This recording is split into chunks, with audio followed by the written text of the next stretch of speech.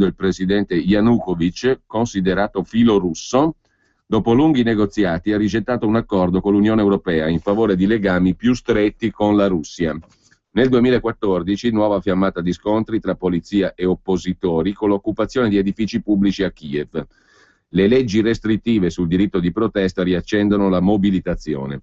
Negli ultimi giorni, così riassume questi ultimi 4 mesi il Corriere della Sera, la tensione si era allentata dopo il ritiro delle leggi antiprotesta. Sembrava che la palla fosse passata nelle mani del Parlamento, peraltro diviso e bloccato su posizioni distanti. Ieri mattina la polizia ha bloccato i manifestanti che marciavano sul Parlamento, dove le modifiche costituzionali per ridurre i poteri del Presidente non sono state discusse. L'ora del dialogo è diventata la peggior giornata di sangue. C'è stata una fiammata, evidentemente, messa su da qualcuno, e qualcuno poi si fa fatica a identificarlo leggendo i giornali principali, ma non è così difficile. I blindati contro i manifestanti, in Ucraina bagno di sangue, 14 morti, 200 feriti. Il Corriere accredita la tesi dominante, ovvero la voglia d'Europa, non dipendere più dalla Russia, dai rubli della Russia, aggrapparsi all'Unione Europea, a quei 28 paesi dell'Unione Europea che soltanto adesso, al 90° giorno di resistenza, al 4º assalto di lacrimogeni e sangue, timidamente cominciano a ipotizzare, forse, vedremo, chissà, qualche sanzione, scrive il Corriere della Sera, peraltro senza mandare neanche l'inviato in Ucraina. Dura l'ex sed Putin, scrive niente meno Francesco Battistini sul Corriere. E il pugno di ferro lo esigeva Mosca. Dalla Russia arrivano altri 2 miliardi di dollari all'Ucraina, gesto di fiducia, dice il Cremlino, prezzo della schiavitù, grida il pugile Klitschko, anzi l'ex pugile, leader dell'opposizione. Yanukovych consuma una guerra contro il suo popolo, non ce ne andremo, dice l'ex pugile che ha incontrato Angela Merkel. I 2 miliardi arrivati da ultimo sono la seconda tranche del prestito da 15 miliardi che in dicembre, quando è saltato l'accordo di adesione all'Europa, Putin ha accordato all'Ucraina. Soldi benedetti da Yanukovych, stramaledetti dalla piazza. Ma da chi è composta questa piazza? Se lo domandano in pochi, mentre la telefonata da Bruxelles è arrivata ieri all'Ucraina. Ora basta l'ipotesi delle sanzioni. Per la prima volta il ministro degli esteri tedesco, Steinmeier, apre all'idea di punire e isolare il regime del presidente Yanukovych. La ministra degli esteri della Commissione europea, l'inglese Ashton, prova a mediare. Parigi resta contraria alla linea dura. Così la mette il Corriere della Sera, che poi presenta in prima pagina l'intervista di Aldo Cazzullo, più che mai attivo nel presentare ai lettori in questi giorni la nuova galassia renziana, e filo renziano di fatto sostanzialmente. Aldo Cazzullo intervista Dario Nardella, fedelissimo di Renzi. Noi barbari contro i poteri, e il Partito Democratico adesso cambi nome. L'establishment italiano considera Renzi un barbaro che rompe i rituali e rappresenta un rischio per la conservazione dello status quo. Così Dario Nardella, braccio destro di Renzi, al Corriere della Sera. Matteo è un vero leader di popolo, dice Nardella. Tant'è vero che ha accuratamente evitato di passare per il voto, per le elezioni, per il voto popolare. Questo naturalmente non è che lo dica Nardella, è una considerazione perfino banale. Se è un leader di popolo, perché non è passato attraverso il voto? Comunque, Del Rio all'economia non ci troverei nulla di strano, dice Nardella al Corriere. I sindaci conoscono l'Italia reale, mentre la distanza tra le istituzioni centrali e la società continua a crescere. Tra queste istituzioni si include la Banca d'Italia? Per certi aspetti sì, risponde Nardella. E la RAI merita una rivoluzione. E il PD cambi nome. Via partito, soltanto deve rimanere democratici, dice il fedelissimo di Renzi. L'intervista poi la vediamo più in dettaglio, ma a proposito di Renzi si segnala anche tra le tante prime pagine di oggi un articolo di prima pagina sul Fatto Quotidiano, anche quello lo vedremo più in dettaglio, il cerchio magico delle lobby statunitensi che fa il tifo per Matteo Renzi. Il titolo è in prima pagina, l'articolo è a pagina 11 del Fatto Quotidiano, è firmato da Camilla Conti, la lobby delle aziende statunitensi che sostiene Matteo Renzi. L'American Chamber of Commerce, piena di berlusconiani, scrive il Fatto, difende gli affari degli Stati Uniti in Italia e punta sul sindaco di Firenze. Poi lo vediamo in dettaglio. Tornando invece al Corriere della Sera, A centropagina c'è anche il commento sui fatti di Ucraina, firma di Luigi Ippolito. L'Europa deve rispondere.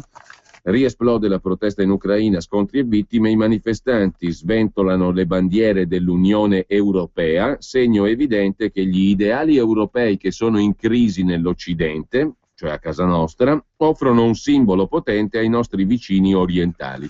Anche per questo una risposta si impone. Poi vediamo i due commenti invece di stampo diverso citati prima sul Manifesto e sul quotidiano Avvenire. Intanto completiamo la prima pagina del Corriere della Sera con altri 3 titoli a fondo pagina, anzi 4, perché c'è il solito commento, solito perché se ne occupa professionalmente in quanto critico televisivo da sempre, di Aldo Grasso sul Festival di Sanremo. Grillo show e imprevisti, ma questo Sanremo non incanta, mentre Secolo XIX di Genova in prima pagina mette il commento di un osservatore esterno, un docente universitario mandato lì come inviato e colpito dall'umorismo da osteria di Luciana Littizzetto. Abbiamo chiuso con Sanremo perché non ne parliamo più. A fondo pagina sul Corriere, i piccoli in piazza, non ce la facciamo più. Ieri 60.000 artigiani e commercianti a Roma hanno chiesto meno tasse e meno burocrazia. 60.000 hanno manifestato a Roma per chiedere meno tasse e burocrazia. Finora solo 2 volte la politica ha preso provvedimenti tampone per le piccole e medie imprese.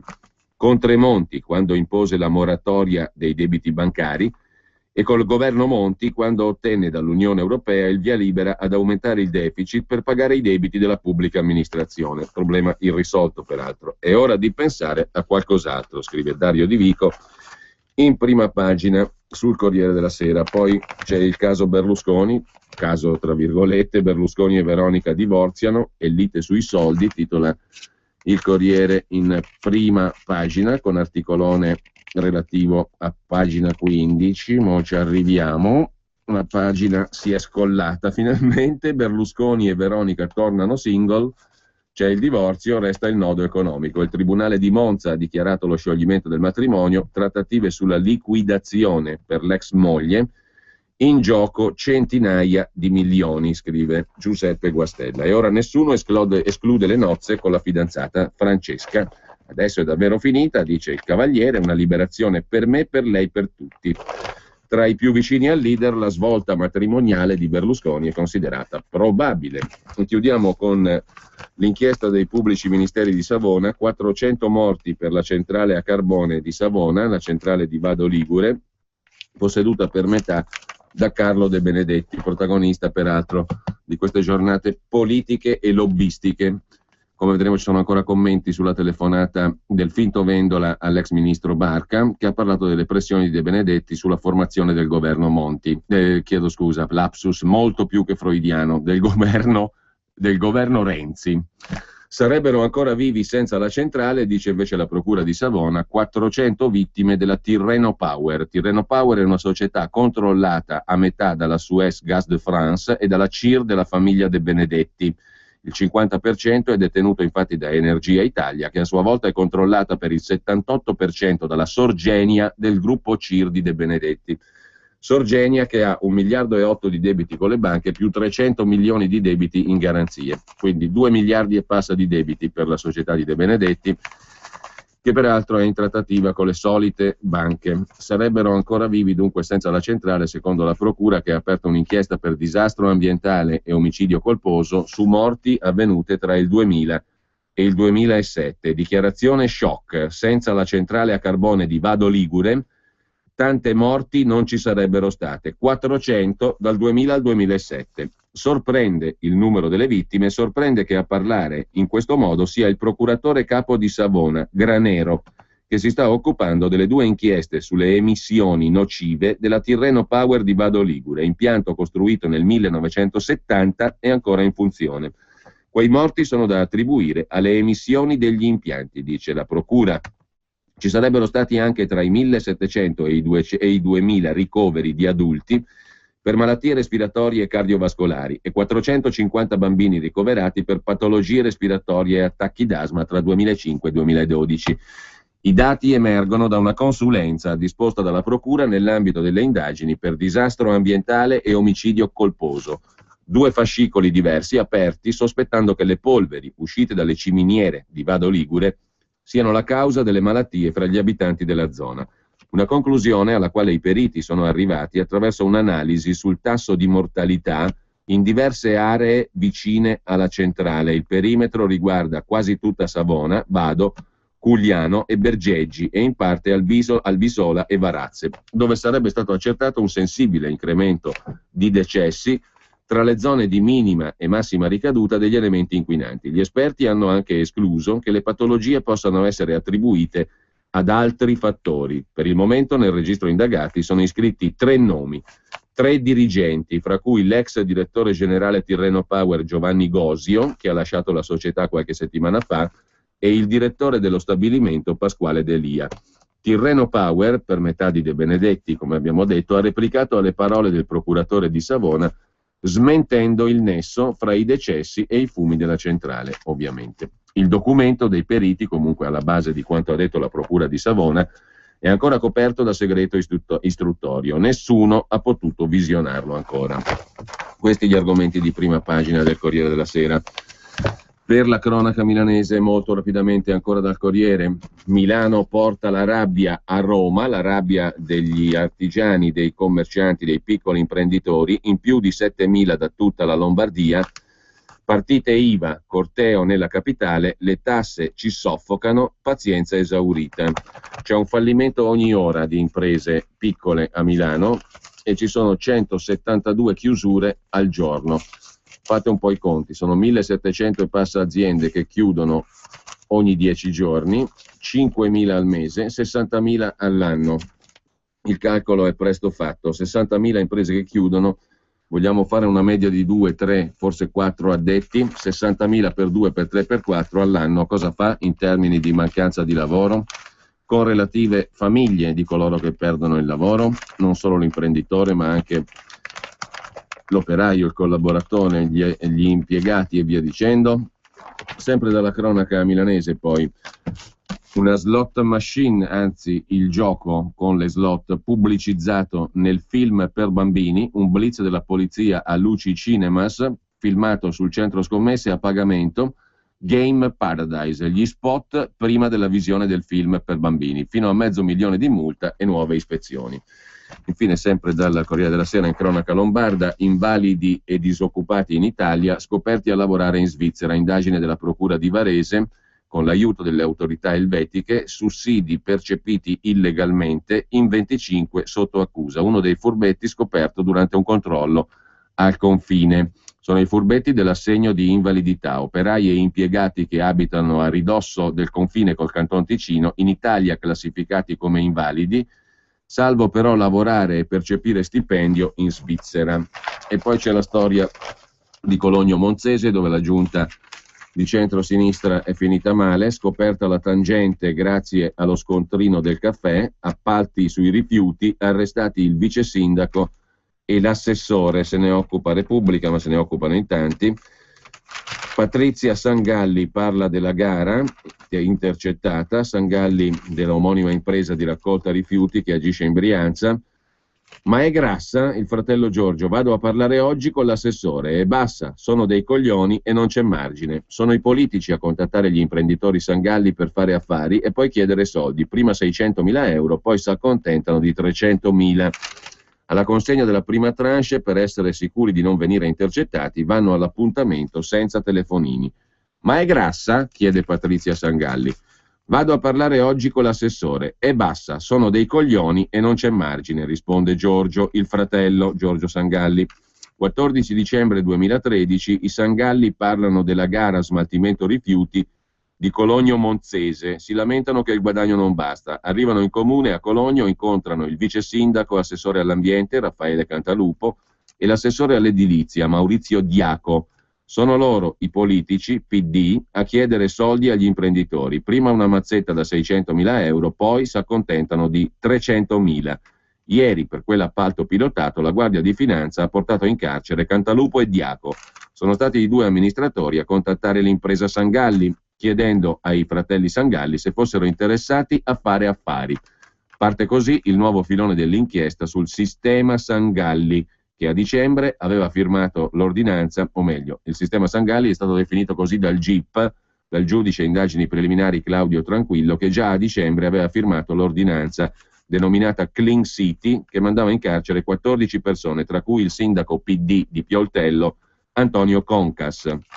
Lo stesso GIP ha accolto le ordinanze di custodia cautelare per i 2 politici democratici di Cologno e ha mandato ai domiciliari Michele De Girolamo, di Area Sud Milano SPA, affidataria del servizio di igiene urbana a Cologno, e Fortunato De Leidi, dipendente della Sangalli. A finire in manette 2 nomi storici della politica dell'Interland, con collegamenti anche in Parlamento. Uno, Raffaele Cantalupo, è stato per un anno sindaco di Cologno e dall'85 ininterrottamente assessore tra centrodestra e centrosinistra.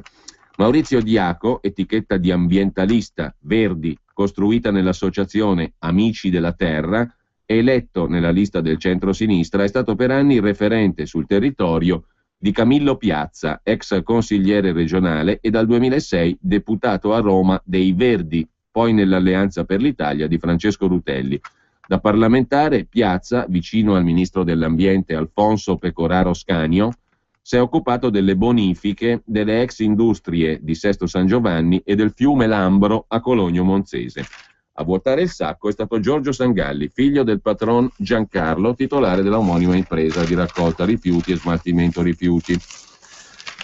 Questo a Cologno Monzese. Se ne occupa in dettaglio anche Il Giorno. Tangenti a Cologno, travolta la giunta di centro-sinistra, l'inchiesta della Guardia di Finanza a dicembre portò altre 43 persone in manette, appalto dei rifiuti truccato per favorire l'impresa amica, arrestati vice sindaco e assessore all'edilizia.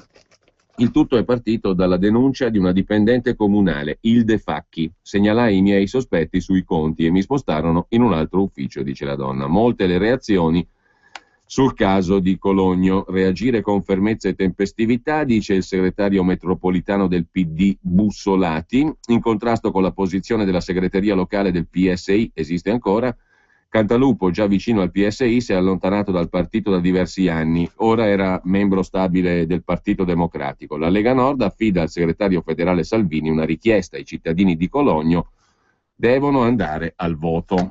Con ciò lasciamo la cronaca milanese, anzi diamo un'occhiata anche al giornale, già che ci siamo. Tangenti rosse, sinistra nel caos, appalti truccati, a Cologno Monzese arrestati vice sindaco, assessore e un membro della direzione metropolitana del Partito Democratico.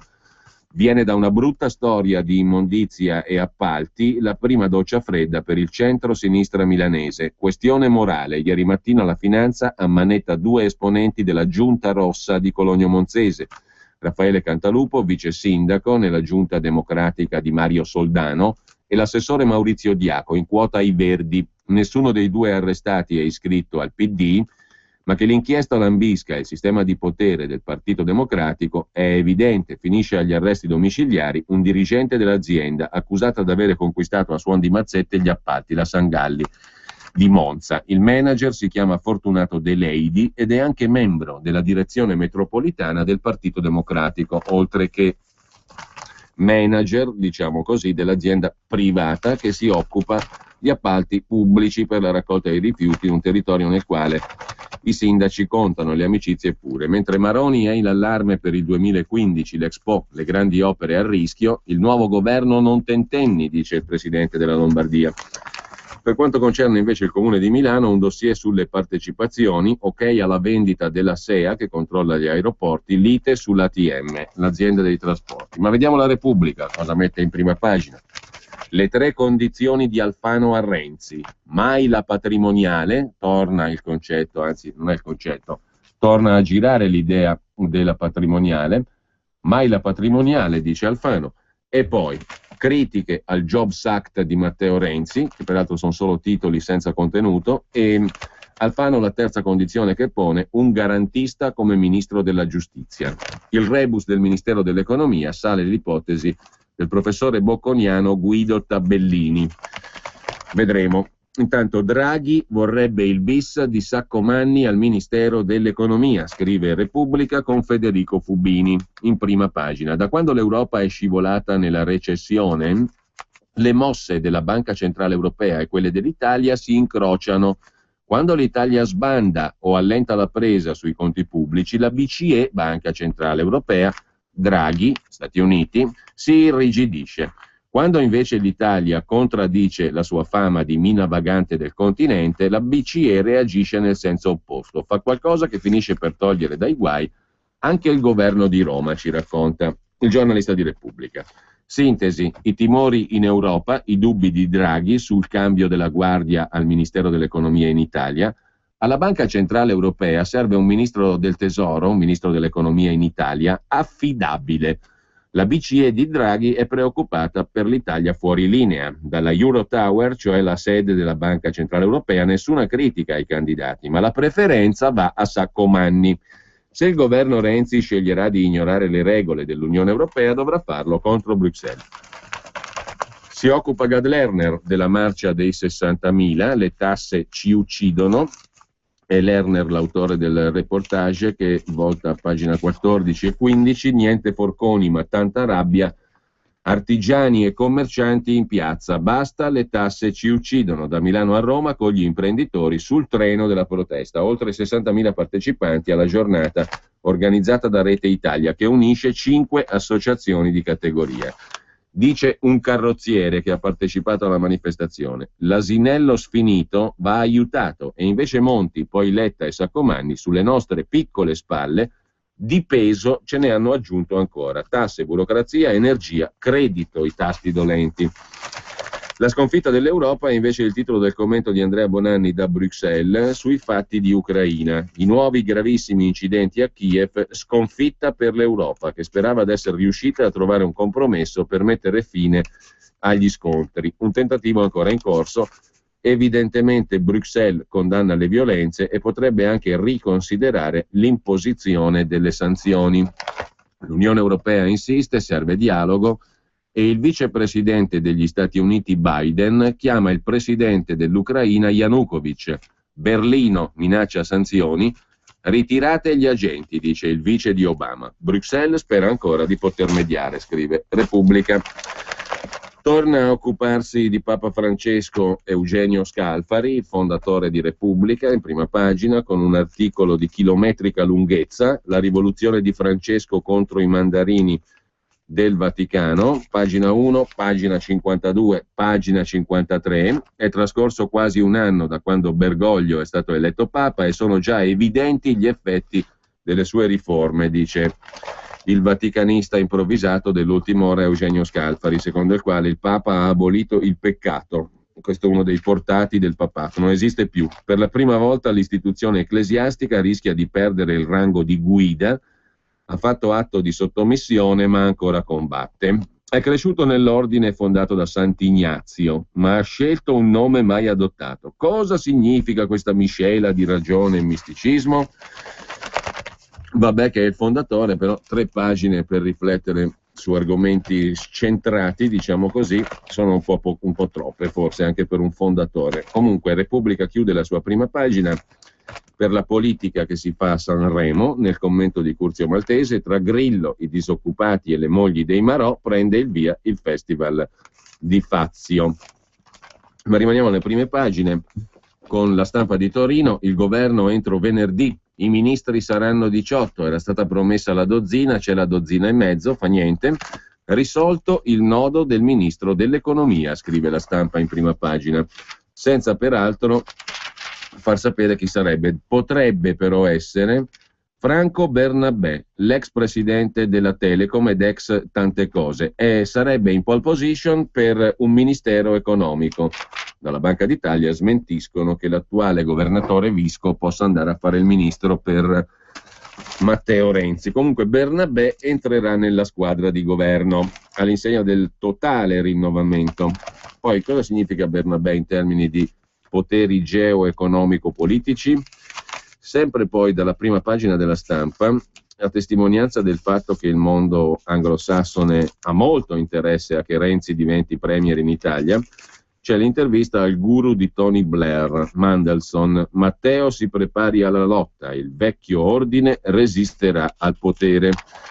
Dice Peter Mandelson, ex spin doctor, come si dice, di Tony Blair, dal 2008 membro della Camera dei Pari, presidente dell'azienda di consulenza Global Counsel, che suona tanto massoneria, così proprio anche solo nel nome.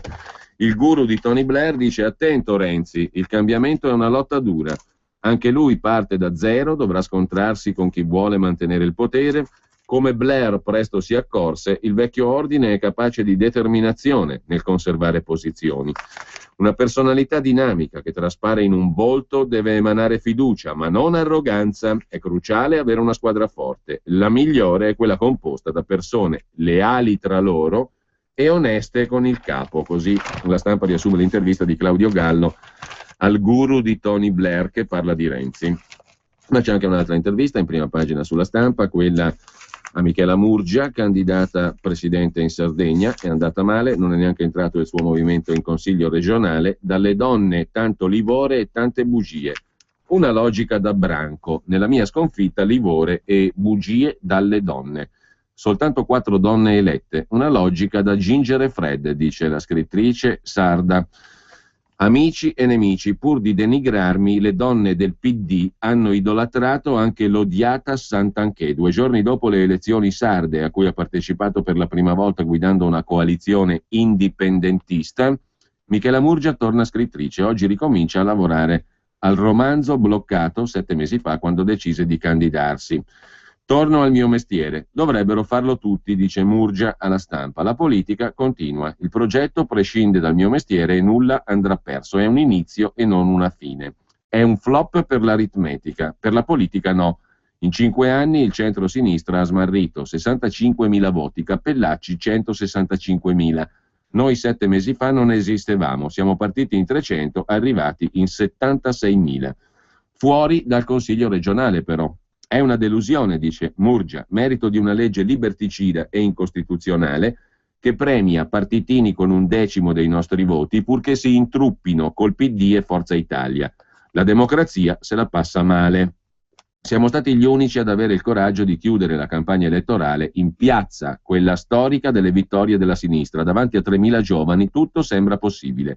I voti grillini ne abbiamo presi pochi. Il nostro non è elettorato di protesta, ma di opinione.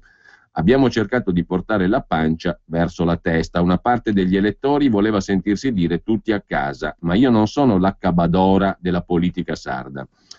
Se il nome da ricandidare fosse ancora il mio, sarebbe il nostro fallimento tra 5 anni. La politica è piena di padri che hanno soffocato i figli. Non aggiungerò il mio nome alla lista. L'indipendentismo è la funzione piena della responsabilità politica di sé.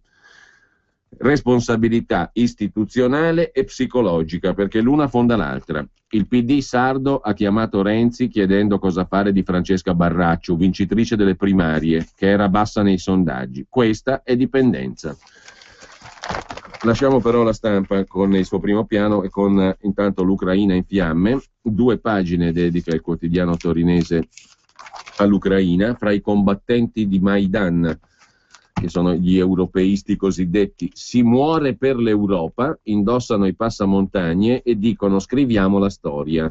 Questa rivoluzione non è arancione, è blu per chi cerca l'Unione Europea, nera per chi cerca l'indipendenza, dice un manifestante. E sempre dalla Stampa di Torino in primo piano, Germania, vietate le mail di lavoro fuori orario, basta mail di lavoro fuori orario, le aziende tedesche vietano di disturbare i dipendenti nel tempo libero, a fare da apripista Deutsche Telekom, imitata da altri giganti della chimica e dell'energia come Bayer e E.ON. Buon'ultima BMW. Quanto al Made in Italy, è Ferrari il marchio più forte del mondo, davanti a Coca-Cola e Google nella top 500, è riconoscibile ovunque, scrive la Stampa. Vediamo adesso la prima pagina del Fatto Quotidiano. Grillo e i licenziati, è il festival della protesta, titola il Fatto. A Sanremo va in scena la realtà dell'Italia disastrata. Prima il comizio di Beppe Grillo che dice che Renzi è un cartone animato in mano alle banche. Berlusconi e De Benedetti, in mano pure a De Benedetti e Berlusconi, Renzi, e la RAI è la rovina del paese. Poi inizia lo show, però 2 disoccupati minacciano il suicidio. Ma come avranno fatto a entrare? E poi la strana battuta di Fazio a Beppe Grillo sui disoccupati che si sono arrampicati, ti hanno superato. Una strana battuta, scrive il Fatto Quotidiano in prima pagina. 2 lavoratori senza stipendio da 16 mesi, ma evidentemente con un biglietto da 180 euro per entrare per entrare al festival. Minacciano di gettarsi nel vuoto. Leggete la nostra lettera. L'ex comico dice al presentatore: parlami in diretta, la replica: fammi proseguire il festival, altrimenti sembriamo a Ballarò. Comunque, come hanno fatto sti due a entrare con 180 euro di biglietto d'ingresso? E sempre dalla prima pagina del Fatto Quotidiano, il comico Grillo attacca il conduttore: Fazio, spiegaci perché prendi 5 milioni e mezzo di euro, i conti in tasca a Fazio. Riprendiamoci la RAI, dice il leader 5 Stelle, che quanto al sistema Fazio, dice, prende 5 milioni e mezzo all'anno più 650.000 per il festival e 350.000 per la cura dell'immagine, poi porta 5 programmisti e un regista da 100.000 euro.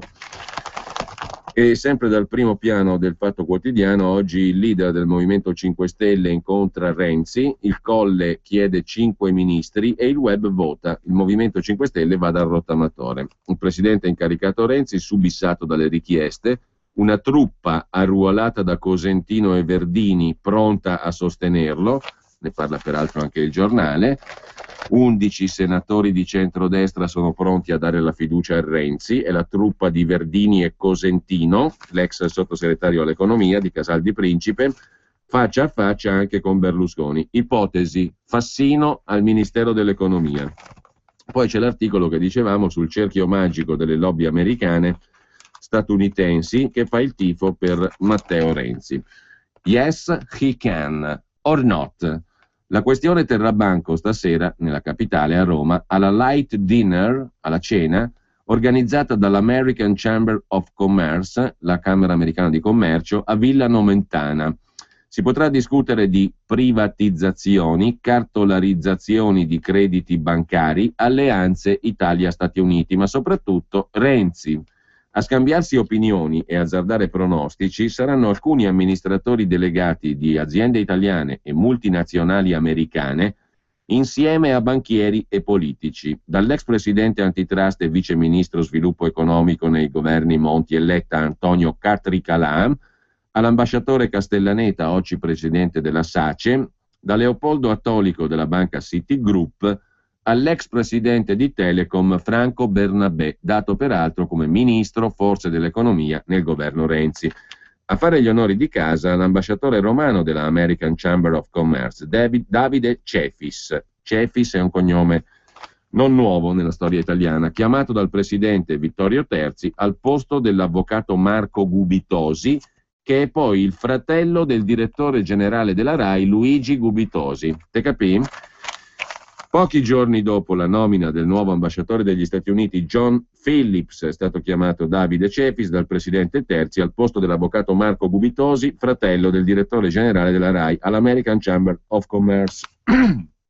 Nato a Chicago e nipote di Eugenio Cefis, numero 1 di Eni e Montedison degli anni 60, nell'era post-Mattei, Davide Cefis è stato capo delle relazioni esterne di Microsoft e Banca Nazionale del Lavoro, prima di approdare dai cacciatori di teste di Eric Salmon, di cui è partner. Pur avendo un'agenda fitta di contatti, Davide Cefis, l'ambasciatore romano della American Chamber of Commerce, dove stasera c'è la cena dove si parla di Renzi, pur avendo un'agenda fitta di contatti, è uomo riservato. Il suo nome è spuntato in un'intervista rilasciata lo scorso settembre a L'Espresso da Francesca Immacolata Ciauqui, unica donna fra gli 8 membri della commissione istituita da Papa Francesco per riordinare gli uffici economici del Vaticano. Nel marzo 2013, disse la signora, mi affido a Davide Cefis, gran cacciatore di teste, mi organizza vari incontri anche con Ernst Young, raccontava la Ciauqui.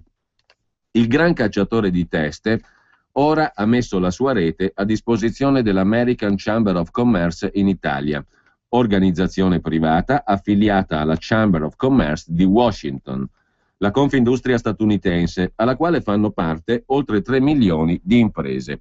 La sede centrale è a Milano, ma l'American Chamber è presente nelle maggiori città italiane con una rete di rappresentanti locali. Il club è esclusivo. Basta scorrere i componenti del Board of Directors presieduto da Terzi, gran capo per l'Italia della McKinsey, Vedi alla voce Corrado Passera. Vittorio Terzi è il presidente dell'American Chamber of Commerce e l'ambasciatore romano della Chamber medesima è Davide Cepis, di cui sopra. Davide Cepis che ha sostituito Marco Gubitosi, fratello del direttore generale della RAI all'American Chamber of Commerce. McKinsey, dunque, il presidente viene da lì. I 4 vicepresidenti sono David Bevilacqua di Cisco Systems, Maria Pierdicchi dell'agenzia di rating Standard & Poor's, Eugenio Sidoli di Philip Morris Italia e Stefano Venturi di Hewlett Packard Computer Informatica. Nell'elenco anche Cesare Romiti e Enrico Sassoon, che della American Chamber è stato amministratore delegato, oltre che ex socio di Gianroberto Casaleggio, prima che il guru grillino si concentrasse sulla politica. Oggi, interessante, vero? Oggi al timone, come consigliere delegato, c'è il berlusconiano Simone Crolla, braccio destro storico di Marcello Dell'Utri, coordinatore cittadino di Forza Italia ad Arona, provincia di Novara. Crolla è stato anche deputato nell'ultimo anno del governo Monti, dopo essere stato ripescato nelle liste lombarde dei non eletti del PDL in sostituzione di Valentina Aprea, nominata assessore all'istruzione nella giunta della regione Lombardia. Fra Crolla e Cefis non ci sarebbe molta sintonia, sostengono fonti romane, aggiungendo che Crolla non avrebbe nemmeno accolto con molto entusiasmo la staffetta di Palazzo Chigi Letta-Renzi, a differenza di gran parte dell'establishment americano che invece pensa l'esatto contrario e che è riunito nella American Chambers ed è affascinato dal New Deal di Matteo Renzi, soprattutto da quando ha appoggiato la battaglia contro la web tax voluta invece da Letta. Già qualche anno fa, scrive ancora Camilla Conti sul Fatto Quotidiano, pagina 11, l'ex ambasciatore americano in Italia David Thorne definì in un'intervista molto interessante il caso di Matteo Renzi, già qualche anno fa. Anche questo è molto interessante, a dire il vero. Matteo Renzi che ha usato internet, disse l'ambasciatore, per essere eletto sindaco di Firenze e sa gestire bene la sua città. Un altro che ha usato internet alla grande è Casaleggio, con Grillo e i grillini. E Casaleggio era socio di Enrico Sassoon, che è stato amministratore delegato della medesima American Chamber of Commerce. E guarda caso anche l'ambasciatore americano, l'ex David Thorne, ha definito molto interessante il caso di Renzi che ha usato internet per essere eletto sindaco della sua città. Del giovane sindaco, gli americani hanno apprezzato l'entusiasmo con cui ha salutato l'arrivo del nuovo ambasciatore americano John Phillips, che è il presidente onorario della American Chamber of Commerce. L'avvocato di Washington, Phillips, che insieme alla moglie, Linda, ha comprato un intero borgo, quello di Finocchieto, nel comune di Buonconvento, alle porte di Siena. Il 15 novembre 2013 Renzi lo aveva accolto a Palazzo Vecchio di Firenze con una cravatta di Ferragamo e un foulard di Gucci per la consorte. Phillips aveva ricambiato con un libro dedicato a Villa Taverna, la sede dell'ambasciata americana a Roma. A farli conoscere è stato Marco Carrai, l'imprenditore del Chianti, considerato il Gianni Letta renziano, che si professa apertamente amico dell'America oltre che di Israele. Carrai è anche il coetaneo di Renzi, che ha una quantità impressionante di posti in consigli di amministrazione, dalle banche alle società della provincia e del comune di Firenze, fino a società multinazionali di altra natura, attive tra Stati Uniti appunto e in parte Israele. Comunque Carrai, molto giovane, è un piccolo Mastrapasqua, l'avevamo definito così, dopo aver letto tutti i suoi numerosi incarichi in istituzioni bancarie e in società d'affari. In molti ricordano anche la trasferta renziana a Charlotte, in North Carolina, dove a settembre del 2012 si tenne la convention democratica che vide Obama lanciarsi per la candidatura al secondo mandato della Casa Bianca. Unico sindaco europeo presente, Matteo Renzi aveva partecipato a un panel di giovani democratici americani e ai lavori della National Democratic Institute, che è il pensatoio dell'ex segretario di Stato Madeleine Albright. Anche questo è molto interessante. Renzi era l'unico sindaco europeo presente nel settembre 2012 alla convention del Partito Democratico di Obama, che lanciò la candidatura al secondo mandato di Obama. e aveva partecipato anche a un incontro dei giovani democratici americani e ai lavori del National Democratic Institute, il pensatoio dell'ex segretaria di Stato, ministra degli esteri americana Madeleine Albright, quella della guerra contro la Serbia. Guarda un po', i fili si riannodano. D'Alema fu messo là per bombardare la Serbia, primo caso di bombe in Europa dalla fine della seconda guerra mondiale. Lui che diceva bye bye Condi, vi ricordate, si vantava di avere poi un'intima familiarità non solo con la lingua inglese, quella un po' difficile, ma soprattutto con i poteri forti americani. Dava del tu a Condoleezza Rice, alla segretaria di Stato americana. D'Alema se ne vantava, no? Bye bye Condi, bye bye Italia, altro che bye bye Condi. Ora che Renzi non è più sindaco ma sta per diventare premier, gli americani sono curiosi, soprattutto sul fronte della politica economica ed estera. L'ambasciatore Phillips sta aggiornando l'agenda di Barack Obama, che il 27 marzo, guarda un po' la casualità, sarà a Roma. Avrebbe dovuto incontrare Letta, incontrerà Renzi. La Confindustria americana tasterà il terreno con la cena di stasera. Si parlerà anche di Expo 2015, visto che l'American Chamber of Commerce ha la supervisione della costruzione del padiglione americano ed è responsabile della raccolta fondi per finanziarlo. 5 milioni di euro da recuperare entro lo scorso 16 gennaio, che però non sarebbero stati ancora trovati. Una proroga di qualche mese. Non male l'articolo di Camilla Conti per il Fatto Economico, cioè il Fatto Quotidiano, pagina 11. In prima pagina, e poi passiamo alla Padania, perché anche il segretario della Lega Nord Salvini, dopo l'incontro di ieri con Renzi, e peraltro con una delegazione anche di rappresentanti di province, comuni, regioni, insomma territoriali, è andato Salvini con un presidente di provincia, un sindaco e un presidente di regione, Zaia, e comunque anche Salvini è uscito con una dichiarazione preoccupata e preoccupante. Da questo confronto interessante e utile, ha detto Salvini dopo aver parlato con Renzi, esco preoccupato. L'Italia e soprattutto il Nord sono occupati manu militari da potenze straniere, ha detto Salvini, che è una frase molto chiara. Comunque torniamo per il momento al Fatto Quotidiano. Incoerenzi è il titolo del pezzo di prima pagina di Marco Travaglio. Siccome è nell'interesse di tutti che il governo Renzi combini qualcosa di buono, si spera vivamente che le anticipazioni sui possibili ministri uscite sui giornali, compreso il nostro, siano false, e cioè che il turbo premier e il suo entourage si divertano a far filtrare nomi impresentabili per nascondere la vera lista dei ministri, da sfoderare al momento giusto per stupirci. Se così non fosse, ci sarebbe da dubitare non solo della buona riuscita del nuovo governo, ma anche della sanità mentale del suo capo. Renzi, scrive Travaglio, giurava di non voler cambiare il governo, ma l'Italia ora ha cambiato il governo e l'Italia, almeno quella politica, rischia già di cambiare lui. Lui che il 4 dicembre, prima di diventare segretario PD, domandava a Letta: ma come si fa a governare con Alfano, Giovanardi e Formigoni? Ora ce lo spiegherà lui come si fa, visto che governerà con Alfano, Giovanardi e Formigoni. Mentre perfino i più autorevoli suoi supporter rifiutano di entrare nel suo governo. Per carità, scrive Travaglio, sappiamo bene quali prezzi deve pagare chi deve gestire un'armata Brancaleone che, stando alle elezioni di un anno fa e agli ultimi sondaggi, rappresenta poco più di un terzo dei votanti e un quinto degli italiani. E in Parlamento si regge sul premio di maggioranza del Porcellum. Ma un forte segnale di novità rispetto al governo Letta è d'obbligo, non fosse altro che per giustificare l'improvvido ribaltone a Palazzo Chigi, oltre che per tener fede alla fama di rottamatore, innovatore e demolition man. Qualche nome nuovo e valido circola, ma stradomina l'ancien regime. Agli esteri e all'interno si dice che lascerà la Bonino, entrata in Parlamento 38 anni fa, e Alfano.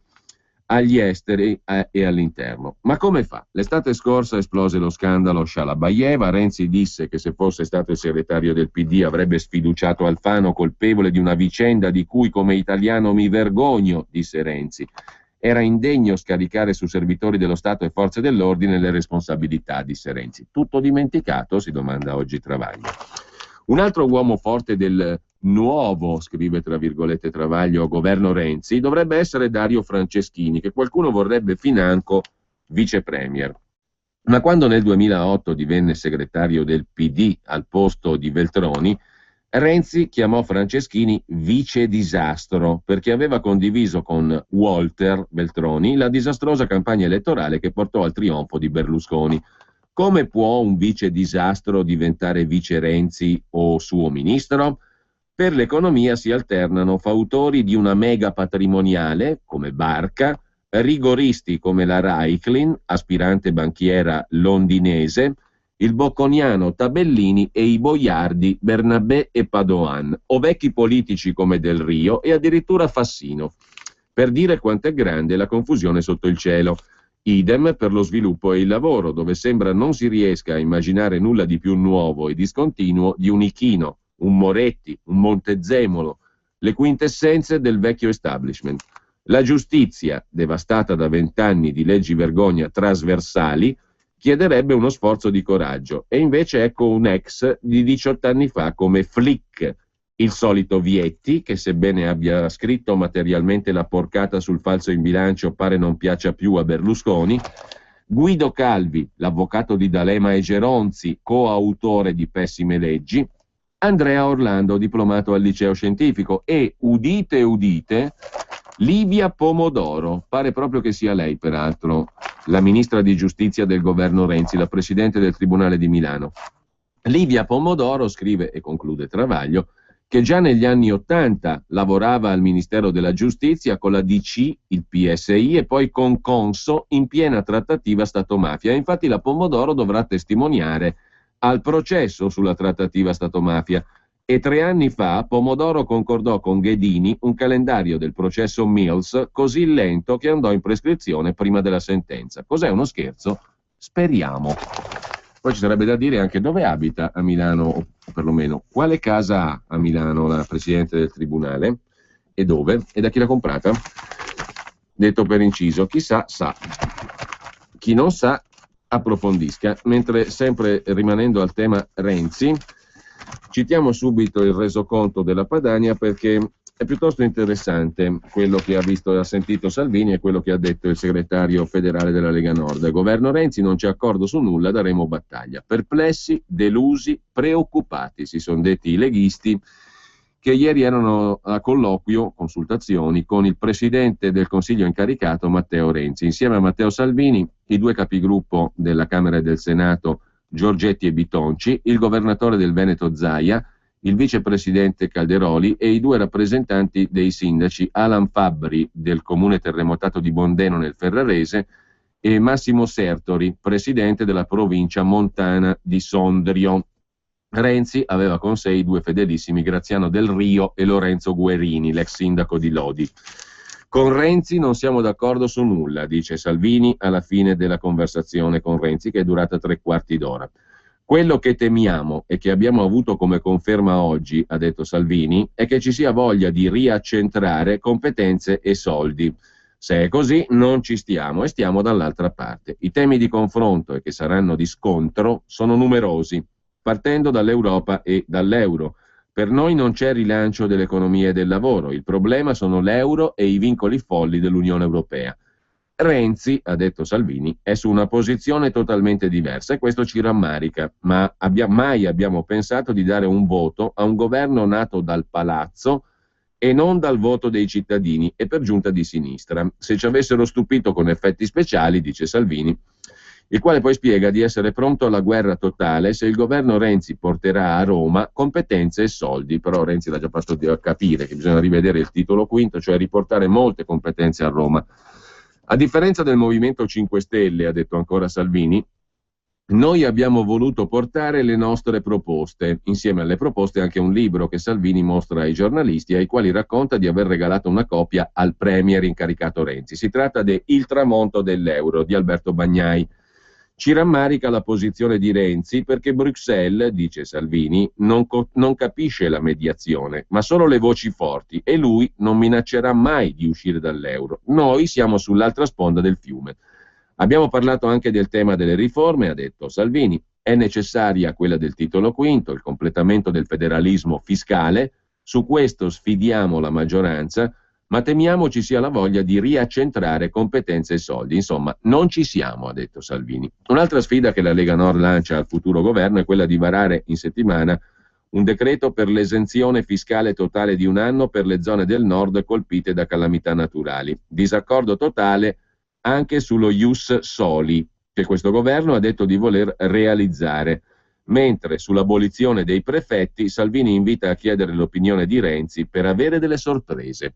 Giudizio finale: da questo confronto interessante e utile, ha sottolineato Salvini, esco preoccupato. L'Italia e soprattutto il Nord sono occupati manu militari da potenze straniere. È la frase molto forte che pronuncia Salvini al termine della sua valutazione del colloquio con Renzi. Siamo occupati manu militari da potenze straniere. Zaia ha parlato poi di questione meridionale, per risolverla i costi standard. È stato un incontro molto utile, ha detto il presidente del Veneto, quello con Renzi naturalmente, approfondito al di là di ogni forma, tant'è vero che siamo rimasti 3/4 d'ora a parlare con Renzi. Su molti punti non c'è accordo. Ius soli, cioè la cittadinanza per chi semplicemente nasce in Italia, in primis. Rispetto al tema del federalismo c'è una volontà di centralizzare tutto, ha detto Zaia. Io ho sostenuto che se c'è da centralizzare occorre farlo nei confronti di quelle realtà e regioni che sprecano. Mi sembra assurdo pensare di riportare la sanità del Veneto a Roma. Lo si faccia piuttosto per qualche altra regione che fa debiti. Noi continuiamo a tenere alta la guardia e a far battaglia. Abbiamo chiesto a Renzi che ci sia maggiore attenzione per le nostre imprese, per i nostri lavoratori, ha detto ancora Zaia. Questa è la vera sfida. Il forziere d'Italia, che è il Veneto e che paga 21 miliardi di tasse all'anno, merita attenzione per imprese e lavoratori. Sono molto preoccupato, ha detto infine Giancarlo Giorgetti, capogruppo leghista alla Camera. Ho sentito tanti slogan, pochi fatti. Infine il commento del capogruppo al Senato, Bitonci: sono deluso dall'incontro. I temi dell'economia, dell'impresa non possono essere banalizzati con le battute. Noi faremo opposizione dura sui temi, proponendo nostre alternative, dice Bitonci. Faremo un governo alternativo, soprattutto sulle riforme, e lì scopriremo le carte. Il governo Renzi, se nascerà, sarà centralista, mentre noi vogliamo valorizzare le autonomie locali col concetto di doppia velocità tante volte espresso. Vogliamo dare enti locali che meritano, incentivando virtuosità e andando a colpire quelli che sono responsabili dell'aumento della spesa pubblica. Così la Padania dà conto dell'incontro della delegazione leghista con Renzi. No euro, no Renzi è il titolo di prima pagina. Europa, federalismo, immigrazione. Il candidato premier e la Lega lontani anni luce. Salvini al termine delle consultazioni dice: accordo su nulla, restiamo dall'altra parte della barricata, nessun appoggio a chi vuole andare in Europa col cappello in mano, accentrare competenze a Roma e aprire allo ius soli. Hai mai sognato di ascoltare la radio con un suono perfetto? È arrivata la Digital Radio per ascoltare la radio